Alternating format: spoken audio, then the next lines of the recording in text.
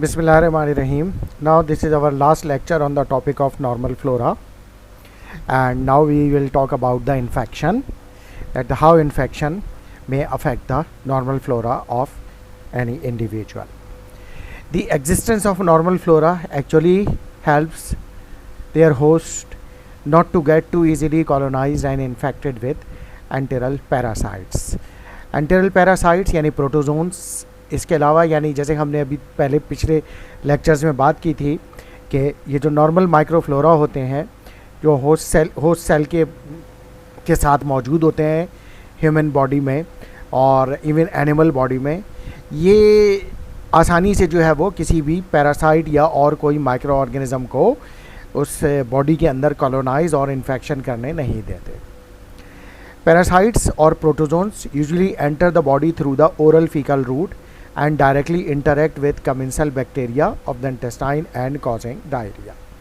Parasites, we have already discussed parasites और protozoa in detail कि ज़्यादातर parasites जो होते हैं वो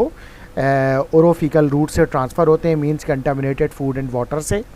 ह्यूमन इंडिविजुअल में यानी इंटेस्टाइन में एंटर होते हैं और फिर वो वहाँ आके जो इंटेस्टाइन के अंदर जो कमेंसल बैक्टीरिया है यानी नॉर्मल फ्लोरा है उनके साथ इंटरेक्ट करते हैं, कॉम्पीट करते हैं और फिर इन्फेक्शन कॉज करते हैं. अगर कमेंसल फ्लोरा जो है वो यानी नॉर्मल फ्लोरा उसको कोप ना कर पाएँ यानी उनको काउंटर ना कर पाएँ उन पैरासाइट्स को, तो फिर वो इन्फेक्शन करेंगे and they will cause diarrhoea.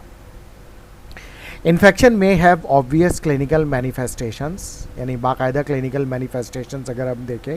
वाज़े तौर पर हमें नज़र आएंगी. But it is suspected that there are many more asymptomatic intestinal parasitic infection. लेकिन बहुत सारे जो पैरासाइटिक इन्फेक्शन होते हैं वो एसिम्प्टोमेटिक होते हैं जो हमें नहीं पता चलते. उसकी वजह ये होती है कि वो ओरोफिकल रूट से बॉडी में एंटर होते हैं यानी कंटामिनेटेड फूड एंड वाटर के ज़रिए बॉडी में एंटर होते हैं, इंटेस्टाइन में जाते हैं, लेकिन नॉर्मल फ्लोरा उनको ग्रो नहीं करने देते, जिसकी वजह से वो इंक्यूबेशन पीरियड में ही जो है वो उनकी डेथ हो जाती है यानी वो सर्वाइव नहीं कर पाते वो पैरासाइट्स और वो किल हो जाते हैं. देयरफॉर नॉर्मल फ्लोरा में increase resistance to parasitic infection. तो इस तरीके से देखा जाए तो नॉर्मल फ्लोरा दरअसल बॉडी की रेजिस्टेंस को बढ़ा रहे हैं against the parasitic infection at mucosal sites via changes the composition of intestinal bacteria. It may also alter systemic immunity to these parasites. और इसके अलावा जो बॉडी की इम्यूनिटी है उसको भी जो है वो ऑल्टर करते हैं और उसको भी जो है और स्ट्रेंथन करते हैं और अपना रोल भी प्ले करते हैं. इस तरह से ये इन्फेक्शंस को प्रिवेंट कर रहे होते हैं. तो ये जो है वो नॉर्मल फ्लोरा का इन्फेक्शन में इस तरह से बड़ा इंपॉर्टेंट रोल होता है. Now if you talk about the stress, infection के बाद स्ट्रेस का क्या इम्पैक्ट आता है नॉर्मल फ्लोरा पे. The condition of psychological stress and further depression to some extent can initiate consumption of uncontrolled diet which directly influencing the growth and development of microflora. जो different psychological stresses होते हैं, depression होते हैं, उससे क्या होता है कि जो डाइट होता है, जो हमें एवरी इंडिविजुअल की डाइट होती है और उसकी कंजम्पशन और जो उसका जो एक कंट्रोल होता है वो चेंज होने लगता है. जैसे कि डिप्रेशन में हमने ये नोट किया है या तो कोई लोग बिल्कुल खाना छोड़ देते हैं यानी उनको भूख नहीं लगती, या फिर ये कि भूख ज़्यादा लगती है और वो ज़्यादा खाते हैं. तो इस तरह से अगर वो खाना कम कर देंगे तो भी, और अगर वो खाना ज़्यादा कर देंगे यानी उनकी डाइट कंट्रोल से आउट हो जाएगी, तो फिर उस सूरत में भी जो नॉर्मल फ्लोरा की ग्रोथ और डेवलपमेंट जो है वो चेंज हो जाएगी. In addition to that condition, stress and depression can reshape the number and composition of normal microflora through 3 ways. और अगर हम देखें स्ट्रेस और डिप्रेशन अगर जो है नॉर्मल माइक्रोफ्लोरा को चेंज करता है यानी उनकी कंपोजिशन को ऑल्टर करता है, तो वो किस तरीके से करता है उसकी जो है वो 3 डिफरेंट वेज है. Number 1, excessive secretion of stress hormone. तो ये भी एक इसके हवाले से भी कुछ एविडेंसेस है यानी लिटरेचर अवेलेबल है जो ये साबित करता है कि जो ऑल्ट्रेशन ऑफ नॉर्मल फ्लोरा होता है ड्यूरिंग स्ट्रेस और डिप्रेशन, उससे स्ट्रेस हार्मोन जो है वो और ज़्यादा रिलीज़ होता है यानी ज़्यादा मिकदार में एक्सेसिव सिक्रीशन होती है. इसके अलावा stress and depression can cause initiation of inflammation in different parts of body और इन ओनली GI ट्रैक्ट. जैसे बाज़ लोगों को स्ट्रेस में डायरिया हो जाता है. इसके अलावा अनकंट्रोल्ड ऑटोनॉमिक ऑल्ट्रेशन, यानी ऑटोनॉमिक नर्वस सिस्टम जो है जिसमें पैरासिम्पैथेटिक नर्वस सिस्टम है और सिंपैथेटिक नर्वस सिस्टम है, तो उसकी जो बैलेंस है वो आउट हो जाता है, which can further trigger series of events that can make the condition become verse, और उससे जो है वो ह्यूमन बॉडी की जो फिजियोलॉजिकल कंडीशन है वो अल्टर होती है। जैसा कि अगर कोई डर या खौफ की कैफियत होती है तो उसमें ऑटोनॉमिक नर्वस सिस्टम एक्टिवेट होता है, या तो किसी को जैसे किसी को स्ट्रेस में डायरिया होता है, या किसी को स्ट्रेस की कंडीशन में या डिप्रेशन में जो है वो पैल्पिटेशन शुरू हो जाती है, यानी हार्ट रेट बढ़ जाता है। तो ये सब ऑटोनॉमिक जो सिस्टम है उसका बैलेंस आउट होने की वजह से हो रहा है। As the consequences, the intestinal bacteria liberate more end product substances। अच्छा, ये भी है कि ये फिर होता क्या है, यानी क्या चेंजेस आते हैं, ऑल्ट्रेशन होती है इंटेस्टिनल बैक्टीरिया में यानी नॉर्मल फ्लोरा में, कि they liberate more end products, जिसमें टॉक्सिन्स भी हैं, मेटाबोलाइट्स भी हैं, and even neuro hormones that can further alter eating behaviour, जो हमने अभी बात की, and even appetite and also mood in general, जो फर्दर जो है वो एपिटाइट भी चेंज करते हैं और मूड को भी ह्यूमन इंडिविजुअल के चेंज करते हैं। Some bacterial species also have the ability to facilitate dysregulated excessive eating, जैसा कि हमने ये इस पे बात की थी कि कुछ जो जब ये डेफिनेटली डिप्रेशन होगा तो बैक्टीरियल स्पीशीज़ में चेंजेस आएंगी जो कि नॉर्मल फ्लोरा में होगा, यानी नॉर्मल फ्लोरा की बैक्टीरियल स्पीशीज़ चेंज होगी, जिसकी वजह से डिसरेगुलेटेड एक्सेसिव ईटिंग यानी ज़्यादा खाने लगेंगे, और in other word eating very much यानी बहुत ज़्यादा खाने की तलब होगी, और वो जिसको हम कहते हैं बुलिमिया नर्वोसा, यानी खाने की तलब ज़्यादा होगी और ज़्यादा इंसान खाएगा डिप्रेशन के साथ। द गट बैक्टीरिया में ऑल्सो स्टिमुलेट स्ट्रेस रिस्पॉन्सिवनेस। अच्छा, स्ट्रेस का रिस्पॉन्स बढ़ेगा अगर ये गट बैक्टीरिया ये और क्या stress responsiveness by lowering the threshold and in turn heightening the risk of depression, यानी जो स्ट्रेस बर्दाश्त करने का थ्रेशोल्ड था वो उसको कम करेंगे, तो जिसकी वजह से स्ट्रेस की जो फीलिंग होगी वो ज़्यादा होगी और फिर इंडिविजुअल डिप्रेशन में जाएगा, विच एडिंग प्रोबायोटिक सप्लीमेंटेशन में वीकेंड द कंडीशन। तो ये कह रहे हैं कि फिर अगर हम प्रोबायोटिक्स दें जिसमें नॉर्मल फ्लोरा होते हैं, यानी प्रोबायोटिक्स से कैप्सूल आते हैं जो कि नॉर्मल फ्लोरा को जो बैक्टीरियल फ्लोरा इंटेस्टाइन में है उनको रिवाइव करेंगे, यानी उनको वापस लेकर आएंगे, तो उससे फिर ये शायद कंडीशन रिड्यूस हो जाएगी, यानी डिप्रेशन भी कम होगा और स्ट्रेस भी कम होगा। तो इस तरह से हम शायद जो है वो ये प्रोबायोटिक्स दे के स्ट्रेस को कम कर सकते हैं। इसके बाद है antibiotics. Antibiotics are prescribe to treat pathogenic bacteria, also have an impact of normal microflora of the human gut. अच्छा, अब ये जो अगर हम एंटीबायोटिक्स की बात करें, antibiotics are prescribe for some infection, यानी जब किसी को भी कोई किसी किस्म का इन्फेक्शन होता है, और वो डेफिनेटली आमतौर पे और in most of the cases this is due to bacteria की वजह से होता है, and physician then they start to prescribe antibiotic, वो एंटीबायोटिक प्रिस्क्राइब करते हैं। अब जब वो एंटीबायोटिक बॉडी में जाती है तो उसको नहीं पता कि पैथोजेनिक बैक्टीरिया कौन सा है और नॉर्मल माइक्रोबायल फ्लोरा यानी नॉर्मल फ्लोरा बैक्टीरिया कौन सा है, उसको नहीं पता, तो वो दोनों को किल कर देता है। तो पैथोजेनिक बैक्टीरिया को किल करता है ठीक है, लेकिन नॉर्मल फ्लोरा को किल करता है, तो उससे जो बहुत सारे नॉर्मल फ्लोरा के जो बेनिफिशियल इफेक्ट हैं बॉडी पर वो फिर मिनिमाइज हो जाते हैं। जैसे हमने बात की थी, वो वाइटामिन बनाते हैं, हार्मोन्स बनाते हैं, एंजाइम्स बनाते हैं, जिसका बॉडी की मेटाबॉलिक एक्टिविटी से में बड़ा इंपॉर्टेंट रोल होता है, फिर डेफिनेटली उसकी कमी हो जाती है। Antibiotics can alter the composition of microbial population potentially leading to other illnesses, और उसके नतीजे में बॉडी में जब ये कंपोजिशन चेंज होती है एंटीबायोटिक्स की वजह से, यानी नॉर्मल फ्लोरा किल हो जाते हैं, तो फिर दूसरी किस्म की इलनेसेस हो जाती हैं, and allow micro organisms that are naturally resistant to the antibiotic to flourish. और ऐसा भी हो सकता है कि ऐसे माइक्रो ऑर्गेनिज्म वहाँ पे फिर बढ़ जाएँ जिनकी एंटीबायोटिक से रेजिस्टेंस मौजूद है, ये भी हो सकता है। अच्छा, जैसे हमने ये बात की कि ये जो माइक्रोबायल फ्लोरा नॉर्मल फ्लोरा जब ऑल्टर होंगे यानी किल होंगे तो दूसरी इलनेसेस हो सकती हैं। जैसे फॉर एग्जांपल अगर किसी को इन रेस्पिरेटरी ट्रैक्ट इन्फेक्शन है और उसने एंटीबायोटिक ली, ठीक है, अब रेस्पिरेटरी ट्रैक्ट इन्फेक्शन तो ठीक हो गया, लेकिन उसको दूसरी डिजीज़ हो गई, क्या हो गई, लाइक फॉर एग्जांपल डायरिया हो गया, तो ये हो सकता है एंटीबायोटिक की वजह से, नॉर्मल फ्लोरा के चेंज होने की वजह से। इसके अलावा कुछ एंटीबायोटिक्स ऐसी हैं जो कि किडनी डैमेज करती हैं, तो यानी अगर वो पता चला इन्फेक्शन तो ठीक हो गया लेकिन दूसरा प्रॉब्लम किडनी जो है वो फंक्शन जो है वो रिड्यूस हो गया। तो ये इस तरीके से ये भी प्रॉब्लम आ सकती है। फॉर एग्जाम्पल एक एग्जाम्पल दे रहे हैं, oral administration of antibiotics for the treatment of urinary tract infection. अब यूरिनरी ट्रैक्ट इन्फेक्शन में हम एंटीबायोटिक दे रहे हैं, can cause ecological disturbances in the normal intestinal microflora. अच्छा, अब वो कह रहे हैं कि जो इंटेस्टाइन में जो नॉर्मल फ्लोरा है उनकी जो इकोलॉजी यानी एनवायरनमेंट है वो चेंज होगा, क्योंकि एंटीबायोटिक मौजूद है वहाँ पे। तो डेफिनेटली एंटीबायोटिक जो है वो यूटीआई यानी यूरिनरी ट्रैक्ट इन्फेक्शन के लिए यूज़ हो रही है, वो यूरिनरी ट्रैक्ट में जाएगी, लेकिन वहाँ पर वो यूरिन के साथ मिक्स होके वहाँ पे जो भी पैथोजेनिक बैक्टीरिया होगा उसको किल करेगी, लेकिन जाएगी जब ओरली ले रहे होते हैं तो जा रही होती है जीआई ट्रैक्ट से। इसके अलावा सिस्टमिक अवेलेबिलिटी जो होती है, यानी जब एंटीबायोटिक ब्लड में, यानी अगर हम आईवी भी दे रहे हैं तो ड्रग तो ब्लड में जाएगी, और ब्लड जो है वो पूरी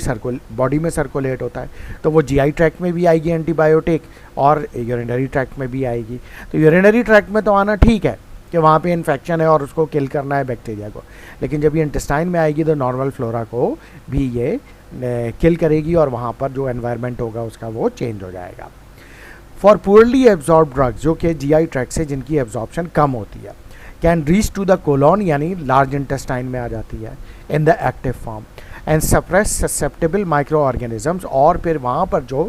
जो माइक्रो ऑर्गेनिजम्स हैं उनको जो कोलॉन में मौजूद हैं वो उनको किल करना शुरू कर देगी। And disturb the ecological balance, और वहाँ पर जो इकोलॉजिकल बैलेंस है नॉर्मल फ्लोरा का उसको जो है वो डिस्टर्ब कर देगी, जिसकी वजह से कोलॉन में जो नॉर्मल फ्लोरा थे वो अब अपना काम नहीं कर सकेंगे। और उसके अक्सर हमने ये देखा है कि ये कोलॉन के ही जो माइक्रो ऑर्गेनिज़म होते हैं जब ये एंटीबायोटिक से किल हो जाते हैं तो उसके बाद कोलॉन में इन्फ्लेमेशन हो जाती है और उसके बाद फिर डायरिया शुरू हो जाता है। इसके अलावा हमने ये भी नोट किया है कि कुछ इंडिविजुअल्स ये कंप्लेन करते हैं कि आफ्टर टेकिंग एंटीबायोटिक इन्फेक्शन तो ठीक हो गया लेकिन माउथ बर्न्स यानी मुंह में छाले हो गए। उसकी वजह क्या है? उसकी वजह ये है कि ये जो कोलॉन में बैक्टीरिया होते हैं यानी नॉर्मल फ्लोरा, ये इंपॉर्टेंट वाइटामिन बनाते हैं, like vitamin K, vitamin B12 and other component of vitamin B complex, जो कि दरअसल एपिथेलियल सेल्स की ग्रोथ के लिए ज़रूरी होते हैं, जो कि माउथ में और जीआई ट्रैक्ट में मौजूद होती है।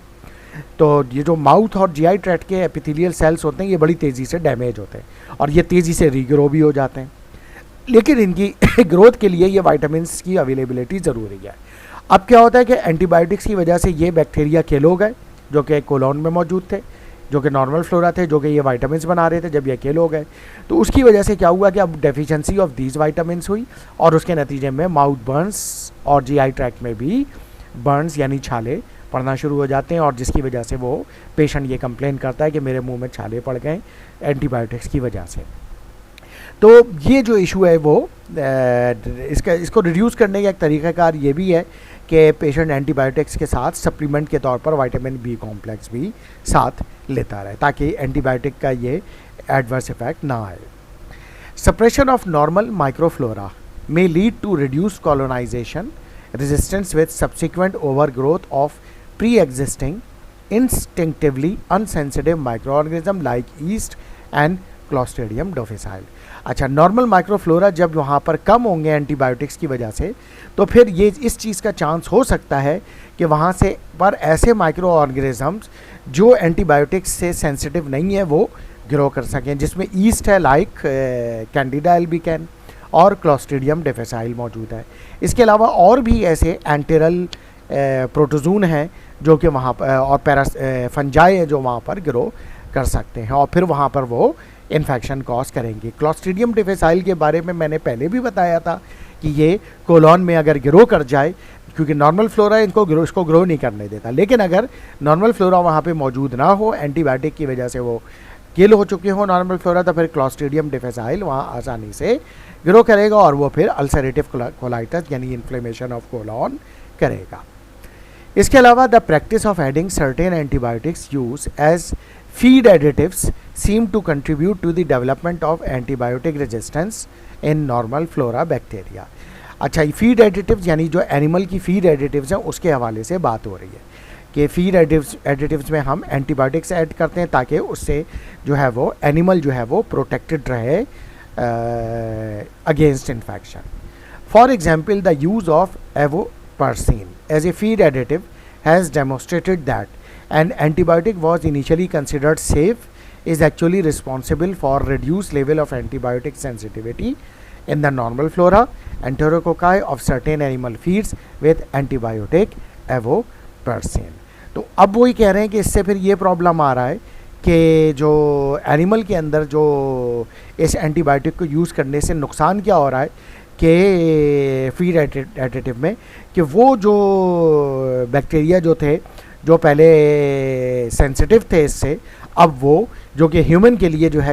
है वो टॉक्सिक हैं, यानी टॉक्सिक मीन्स कि वो इन्फेक्शन कॉज कर सकते हैं, ह्यूमन के लिए नॉर्मल फ्लोरा नहीं है, तो वो फिर अब ह्यूमन में इन्फेक्शन करेंगे और अब ये एंटीबायोटिक ह्यूमन को रिस्पॉन्स नहीं करेगी, क्योंकि बैक्टीरिया ऑलरेडी एनिमल में उससे रेजिस्टेंस होके ह्यूमन में आ रहा है, क्योंकि ये वो एनिमल हैं जिनके फीड में ये एडिटिव के तौर पर यूज़ किया गया है, ये वो एनिमल हैं जिनको हम स्लॉटर करके यानी ज़िबा करके हम इनका मीट इस्तेमाल करते हैं, तो वो फिर बैक्टीरिया वहाँ एनिमल से ह्यूमन में ट्रांसफ़र होंगे उस मीट के ज़रिए और फिर हमें इन्फेक्ट करेंगे, और जब हम एंटीबायोटिक्स लेंगे ये वाली तो फिर वो रिस्पॉन्स नहीं करेंगी क्योंकि इससे ऑलरेडी रेजिस्टेंस डेवलप हो चुकी होगी। This reduce sensitivity possible will be pass to human, जैसे मैंने बात की कि ये सेंसिटिविटी ह्यूमन को पास हो जाएगी by which consume these products, like वो उन एनिमल्स का मीट या एग्स ऑफ दीज एनिमल्स, और फिर ये इस तरीके से वो जब नॉन सेंसिटिव माइक्रो ऑर्गेनिज़म्स यानी रेजिस्टेंट माइक्रो ऑर्गेनिज़म हमारी बॉडी में जाएंगे तो फिर वो हमें इन्फेक्शन करेंगे, और फिर वो उसके बाद फिर जब ये क्योंकि बहुत ज़्यादा रेजिस्टेंट हो चुके होंगे तो फिर वो मुख्तलिफ एंटीबायोटिक से रिस्पॉन्स नहीं करेंगे इंक्लूडिंग एवोपारसिन। तो ये जो है वो मैकेनिज़्म वहाँ पर इन्वॉल्व होगा। इसके अलावा bacteria of the normal flora should be studied extensively with the intention of using them as active protection against infectious agents and thereby contributing to the overall reduction of use of antibiotic in both animals and human। तो इसकी भी ज़रूरत है कि आगे study किया जाए normal flora को कि क्या हम इसको इन्फेक्शन को प्रिवेंट करने के लिए यूज़ कर सकते हैं, यानी क्योंकि हमने ये देखा है कि ये जो नॉर्मल फ्लोरा होते हैं ये पैथोजेनिक बैक्टीरिया को बॉडी में ग्रो करने नहीं देते, तो क्या हम इनकी तादाद बढ़ा के एक प्रोटेक्शन प्रोवाइड कर सकते हैं एनिमल और ह्यूमन को, ताकि वो उससे जो है वो पैथोजेनिक माइक्रो ऑर्गेनिज्म वहाँ पे ग्रो ही ना कर पाए, और जब वो ग्रो नहीं कर पाएगा तो एंटीबायोटिक्स, जब वो पैथोजेनिक बैक्टीरिया जब ग्रो नहीं करेगा तो फिर इन्फेक्शन नहीं होगा एनिमल को या ह्यूमन को, और जब इन्फेक्शन नहीं होगा तो फिर हमें एंटीबायोटिक देने की ज़रूरत भी नहीं पड़ेगी। इसके अलावा another example is the common practice of antibiotics administer orally or intravenously to sterilize and decontaminate the gut in order of patient preparation for intestinal surgery। एक और जो एग्जाम्पल है इंटेस्टिनल यूज़ नॉर्मल फ्लोरा से related antibiotics के हवाले से, वो ये कि एंटीबायोटिक्स दी जाती हैं पेशेंट की जब इंटेस्टिनल सर्जरी करनी होती है, तो सर्जरी से पहले प्रोफाइलैक्टिक के तौर पर उसको ओरली या इंट्रावेनसली एंटीबायोटिक दी जाती है, ताकि जब गट कि वहाँ पे यानी इंटेस्टिनल सर्जरी की जाए तो उसके सराउंडिंग में एंटीबायोटिक्स की वजह से एक स्टेरिलाइज एनवायरनमेंट हो, और सर्जिकल इंस्ट्रूमेंट में अगर कोई किसी किस्म का कोई माइक्रो ऑर्गेनिज़म उस वक्त सर्जरी के दौरान इंटेस्टाइन में एंटर हो जाए तो वहाँ पे पहले ही एंटीबायोटिक की सफिशिएंट कंसंट्रेशन मौजूद होगी, और वहाँ पे वो माइक्रो ऑर्गेनिज़म को यानी बैक्टीरिया को पैथोजेनिक ऑर्गेनिज़म को ग्रो नहीं करने देगी, तो इसलिए पहले से ये तैयारी कर ली जाती है और जो है वो एंटीबायोटिक दी जाती है। अक्सर डेंटिस्ट भी ये करते हैं सर्जरी, यानी जैसे अगर दांत निकालना है यानी डेंटल एक्सट्रैक्शन करनी है, टूथ एक्सट्रैक्शन करनी है, तो उससे पहले वो एंटीबायोटिक से स्टार्ट कर देते हैं एक दिन पहले, ताकि सफिशिएंट ब्लड लेवल हो जाए कि वहाँ से जहाँ से दांत निकाला है वहाँ से उसके जो डेंटल इंस्ट्रूमेंट हैं कोई अगर बैक्टीरिया अगर एंटर हो जाए बॉडी में तो वो एंटीबायोटिक जो होगी वो पहले से मौजूद होगी ब्लड में, और वो फिर बैक्टीरिया को जो भी एंटर होगा उसको किल कर देगी। The action of selective gut decontamination actually facilitate rebound colonization with potentially pathogenic organisms, non-normal microflora after surgery procedure। अच्छा, अब वो ये कह रहे हैं कि सर्जरी हो गई, सर्जरी के बाद हमने एंटीबायोटिक बंद कर दी, तो इससे ये नुकसान हो सकता है उस वक्त कि वहाँ पे पैथोजेनिक बैक्टीरिया की तेज़ी से कॉलोनाइजेशन हो सकती है। क्यों हो सकती है? क्योंकि जो हमने एंटीबायोटिक दी थी वहाँ पे उससे पैथोजेनिक बैक्टीरिया तो ग्रो नहीं कर रहा था, लेकिन नॉर्मल फ्लोरा भी वहाँ पे किल हो गया था। अब क्या हुआ, क्योंकि नॉर्मल फ्लोरा मौजूद नहीं है तो वहाँ पे pathogenic bacteria after the surgery बहुत तेज़ी से ग्रो कर सकता है और पोस्ट सर्जिकल इन्फेक्शन यानी आफ्टर सर्जरी इन्फेक्शन कॉज कर सकता है। तो we need to be careful about it. Rebound colonization can possibly took place with dangerous nosocomial aerobic pathogens। और ये colonization या इन्फेक्शन किस सूरत में हो सकती है? उन माइक्रो ऑर्गेनिज्म से जो कि नोजोकोमियल माइक्रो ऑर्गेनिजम्स हैं। नोजोकोमियल कहते हैं हॉस्पिटल एक्वायर्ड इन्फेक्शंस को, यानी नोजोकोमियल इन्फेक्शन भी वही होते हैं जो हॉस्पिटल एक्वायर्ड इन्फेक्शन होते हैं, क्योंकि हमें पता है कि हॉस्पिटल में डिफरेंट टाइप के पेशेंट आ रहे होते हैं जो कि मुख्तलिफ इन्फेक्शन लेकर आ रहे होते हैं। वो इन्फेक्शन किसी दूसरे पेशेंट को या डॉक्टर को, नर्सिंग स्टाफ या फार्मासिस्ट उसको भी लग सकता है जो हॉस्पिटल में काम कर रहे हैं। तो हम उनको कहते हैं ये कि जो हॉस्पिटल एक्वायर्ड इन्फेक्शन होते हैं यानी हॉस्पिटल में ही ट्रांसफ़र होते हैं एक से दूसरे को, तो उनको नोजोकोमियल इन्फेक्शन कहते हैं। तो वो लाजिम बात है सर्जरी के बाद पेशेंट हॉस्पिटल में ही एडमिट होगा, तो फिर वो इस तरह से ये नोजोकोमियल इन्फेक्शन यानी जो हॉस्पिटल के जो माइक्रो ऑर्गेनिज्म है वो एक्वायर्ड कर सकता है और फिर वो इन्फेक्टेड हो सकता है।